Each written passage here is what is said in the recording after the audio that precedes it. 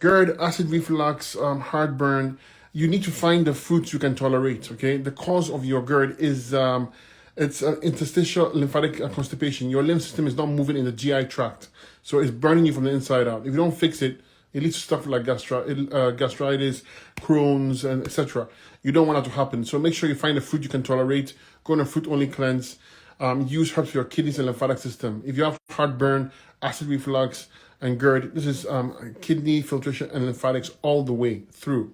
Okay, so you need herbs for that. You need herbs for your endocrine glands and your bowels as well. Clean your bowels. Use enemas. Use herbs for the bowels as well. Okay, very simple. If you don't do that, it will get worse with time. For immediate relief, you can use baking soda. A pinch of baking soda into water. Drink it. You want to use marshmallow root infusion. You take a tablespoon of marshmallow, you put it into cold water, let it sit overnight, and then you drink it in the morning all through the day. It's highly anti-inflammatory and good for you as well.